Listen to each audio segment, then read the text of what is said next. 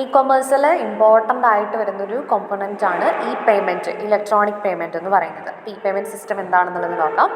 E payment system is a system that allows money transfer or payment through electronic devices and the internet.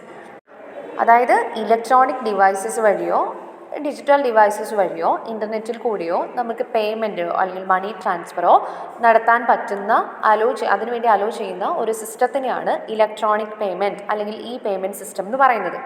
Okay, അപ്പോൾ നമുക്ക് ഡിജിറ്റലായിട്ട് എന്ത് ചെയ്യാം, electronic devices എന്തെങ്കിലും use ചെയ്തുകൊണ്ട് easy ആയിട്ട് നമുക്ക് നമ്മുടെ ക്യാഷ് ട്രാൻസ്ഫർ ചെയ്യാൻ പറ്റും, പേയ്മെൻറ്റ്സ് നടത്താൻ പറ്റും, ക്യാഷ് റിസീവ് ചെയ്യാൻ പറ്റും.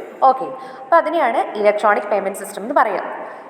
ഇതിന് കുറേ എക്സാമ്പിൾസ് ഉണ്ട്. നമ്മളെല്ലാവർക്കും അറിയാവുന്ന കാര്യമാണ് ഗൂഗിൾ പേ, ഫോൺ പേ, അങ്ങനെയുള്ള UPI ആപ്സ് ഉണ്ട്. അല്ലെങ്കിൽ credit card, debit card use ചെയ്യാൻ പറ്റും, net banking, digital wallet, online payment gateways, അതായത് പേപാൽ, രാസർപേ. ഈ പറയുന്ന ആപ്ലിക്കേഷൻസ് ഒക്കെ യൂസ് ചെയ്തുകൊണ്ട് അല്ലെങ്കിൽ ഈ പറയുന്ന സിസ്റ്റംസ് ഒക്കെ യൂസ് ചെയ്തുകൊണ്ട് നമുക്ക് എന്ത് ചെയ്യാൻ പറ്റും, ഇലക്ട്രോണിക്കലായിട്ട് നമുക്ക് മണി ട്രാൻസ്ഫർ ചെയ്യാനായിട്ടുള്ള ഫെസിലിറ്റി ഉണ്ട്. ഫീച്ചേഴ്സ് ഒന്ന് നമുക്ക് നോക്കാം. ഫസ്റ്റ് വൺ പറയുന്നത് പേപ്പർലെസ് ട്രാൻസാക്ഷൻ ആണ്. അതായത് ഇവിടെ ക്യാഷ് അല്ലെങ്കിൽ ചെക്കായിട്ടൊന്നും നമുക്കവിടെ ഡയറക്റ്റായിട്ട് എന്ത് ചെയ്യേണ്ട ആവശ്യം വരുന്നില്ല, ആ ഒരു ട്രാൻസാക്ഷൻ നടത്തേണ്ട കാര്യമില്ല, അല്ലെങ്കിൽ ട്രാൻസ്ഫർ ചെയ്യേണ്ട ആവശ്യം വരുന്നില്ല. ഇവിടെ എല്ലാം തന്നെ ഡിജിറ്റൽ ആയിട്ടാണ് ഇവിടെ കംപ്ലീറ്റ് ചെയ്യുന്നത്. ഓക്കെ, അപ്പോൾ ഒരു ആളുടെ ബാങ്ക് അക്കൗണ്ടിൽ നിന്നും മറ്റൊരാളുടെ ബാങ്ക് അക്കൗണ്ടിലേക്ക് ഡിജിറ്റൽ ആയിട്ടാണ് ക്യാഷ് എന്ത് ചെയ്യുന്നത്, ട്രാൻസ്ഫർ ചെയ്യുന്നത്. സോ പേപ്പർലെസ് ട്രാൻസാക്ഷൻ ആണ്. പിന്നെ പറയുന്നത് സ്പീഡ് ആൻഡ് കൺവീനിയൻസ് ആയിട്ടുള്ളൊരു മെത്തഡാണ് ഈ പേയ്മെൻറ്റ് സിസ്റ്റം എന്ന് പറയുന്നത്, അല്ലേ. ഇപ്പോൾ ഇവിടെ പേയ്മെൻറ്റ് എന്ന് പറയുന്നത് നമുക്ക് ഇൻസ്റ്റൻ്റ് ആയിട്ട് ചെയ്യാൻ പറ്റും, ഇമ്മീഡിയറ്റ് ആയിട്ട് പേയ്മെൻറ്റ് ചെയ്യാൻ പറ്റും. ഇപ്പം നമ്മൾ ട്രഡീഷണൽ മാർക്കറ്റിങ്ങിൽ അല്ലെങ്കിൽ ഇപ്പോൾ ചെക്കൊക്കെ നമ്മൾ പോയി ബാങ്കിൽ പ്രസൻറ്റ് ചെയ്യുകയാണെങ്കിൽ അവിടെ നമുക്കൊരു ടൈം എടുക്കും, ആ ഒരു പേയ്മെൻറ്റ് നടത്തണം എന്നുണ്ടെങ്കിൽ കുറച്ച് ടൈം എടുക്കും. പക്ഷേ ഇവിടെ അങ്ങനെയല്ല, ഇവിടെ എല്ലാം ഡിജിറ്റൽ ആയിട്ടാണ് ചെയ്യുന്നത്. സോ അതുകൊണ്ട് തന്നെ പേയ്മെൻ്റ് ഒക്കെ നമുക്ക് ഇമ്മീഡിയറ്റ് ആയിട്ട് തന്നെ നമുക്ക് ചെയ്യാനായിട്ട് സാധിക്കും. അതുപോലെ തന്നെ നമ്മുടെ കൺവീനിയൻറ്റ് ടൈമിൽ ഏത് 24/7 എന്ന് പറയുന്ന ടൈം നമുക്ക് അവിടെ അവൈലബിൾ ആണ്. കാരണം ഓൺലൈനായിട്ടാണ് പേയ്മെൻറ്റ് നടത്തുന്നത്. സോ ഏതൊരു ടൈമിൽ വേണമെങ്കിലും ബാങ്കിങ് അവേഴ്സിനൊന്നും നമ്മൾ വെയിറ്റ് ചെയ്യേണ്ട ആവശ്യമില്ല. ഏത് ടൈമിൽ വേണമെങ്കിലും നമുക്ക് എന്ത് ചെയ്യാൻ പറ്റും, നമ്മുടെ കൺവീനിയൻസിനനുസരിച്ചുകൊണ്ട് പേയ്മെൻറ്റ് നടത്താനായിട്ട് സാധിക്കും. പിന്നെ സെക്യൂരിറ്റി ആണുള്ളത്. അതായത് ഈ പറയുന്ന ഇ പേയ്മെൻറ്റ് സിസ്റ്റം നമ്മൾ യൂസ് ചെയ്യുമ്പം അതിൽ നമുക്ക് എൻക്രിപ്ഷൻസ് യൂസ് ചെയ്യുന്നുണ്ട്.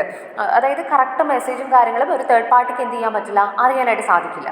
ഇനി OTPs, പാസ്വേഡ്സ്, അതായത് ഇപ്പോൾ നമ്മൾക്കിപ്പോൾ ഒരു ക്യാഷ് ഒരാൾക്ക് ട്രാൻസ്ഫർ ചെയ്യണമെന്നുണ്ടെങ്കിൽ അതിന് ചിലപ്പോൾ OTP വരുന്നുണ്ടായിരിക്കും, നമ്മൾ ആ ഒരു ആപ്ലിക്കേഷനിൽ പാസ്വേഡ് യൂസ് ചെയ്യുന്നുണ്ടായിരിക്കാം. ഓക്കെ, അപ്പോൾ ഈ ട്രാൻസാക്ഷൻസ് ഒക്കെ പ്രൊട്ടക്ട് ചെയ്യുന്നതിന് വേണ്ടി OTP, പാസ്വേഡ്സ്, എൻക്രിപ്ഷൻ ഒക്കെ യൂസ് ചെയ്യുന്നത് കൊണ്ട് തന്നെ സെക്യൂർഡ് ആയിട്ടുള്ളൊരു പേയ്മെൻറ്റ് മെത്തേഡാണ് ഈ പേയ്മെൻറ്റ് സിസ്റ്റം. അതുപോലെ ഇതിന് ഗ്ലോബൽ ആക്സസിബിലിറ്റി ഉണ്ട്. It can be used anywhere in the world through the internet. അതായത് ഇൻ്റർനെറ്റ് വഴിയായിട്ടാണ് ഈ ട്രാൻസാക്ഷൻസ് എല്ലാം തന്നെ നമ്മൾ ചെയ്യുന്നത്. സോ അതുകൊണ്ട് തന്നെ നമുക്ക് എന്ത് ചെയ്യാൻ പറ്റും, എവിടെ വേണമെങ്കിലും ഏത് ലൊക്കേഷനിൽ വേണമെങ്കിലും നമുക്ക് ഇൻ്റർനെറ്റ് യൂസ് ചെയ്തുകൊണ്ട് നമുക്ക് ഈ പറയുന്ന പേയ്മെൻറ്റ് നടത്താനായിട്ട് സാധിക്കുന്നുണ്ട്. പിന്നെ പറയുന്നത് മൾട്ടിപ്പിൾ പേയ്മെൻറ്റ് ഓപ്ഷൻ ഉണ്ട്. അതായത് ഒരേ ഒരു വഴി മാത്രമല്ല പേ ചെയ്യാനായിട്ടുള്ള ഒരു ഓപ്ഷൻ മാത്രമല്ല ഇതിലുണ്ടാവുക. ഓക്കെ, അതായത് ഇതിൽ കാർഡ് അക്സെപ്റ്റ് ചെയ്യും, UPI ആപ്ലിക്കേഷൻസ് യൂസ് ചെയ്തുകൊണ്ട് പേയ്മെൻറ്റ് ചെയ്യാൻ പറ്റും, വാലറ്റ്സിൽ നിന്നുള്ള ക്യാഷ് നമുക്ക് പേ ചെയ്യാൻ പറ്റും, നെറ്റ് ബാങ്കിങ് യൂസ് ചെയ്യാൻ പറ്റും. ഓക്കെ, അപ്പോൾ ലിമിറ്റഡ് ആയിട്ടുള്ള പേയ്മെൻറ്റ് ഓപ്ഷൻ അല്ല, ഒരുപാട് പേയ്മെൻറ്റ് ഓപ്ഷൻസ് ഇവിടെ അവൈലബിൾ ആണ്. സോ കസ്റ്റമേഴ്സിന് അല്ലെങ്കിൽ ഈ പറയുന്ന മണി ട്രാൻസ്ഫർ ചെയ്യുന്ന പേയ്മെൻറ്റ് നടത്തുന്ന ആൾക്ക് എന്ത് ചെയ്യാം, അയാൾക്ക് കൺവീനിയൻ്റ് ആയിട്ടുള്ള മെത്തേഡ് യൂസ് ചെയ്തുകൊണ്ട് പേയ്മെൻറ്റ് ഓപ്ഷൻ യൂസ് ചെയ്തുകൊണ്ട് പേയ്മെൻറ്റ് നടത്താവുന്നതാണ്. പിന്നെ പറയുന്നത് ഈസി റെക്കോർഡ് കീപ്പിംഗ്. അതായത് നമ്മളിപ്പോൾ ഈ ഡിജിറ്റലായിട്ടാണ് ഈ പറയുന്ന ട്രാൻസാക്ഷൻ കംപ്ലീറ്റ് ചെയ്യുക അല്ലെങ്കിൽ പേയ്മെൻറ്റ് നടത്തുന്നത്. സോ അതുകൊണ്ട് തന്നെ ആ ഒരു ട്രാൻസാക്ഷൻ ചെയ്യുമ്പോൾ തന്നെ അവിടെ ഓട്ടോമാറ്റിക്കലി അവിടെ റെക്കോർഡ് ആവുന്നുണ്ട് ആ ഒരു പേയ്മെൻറ്റ് എന്ന് പറയുന്നത്.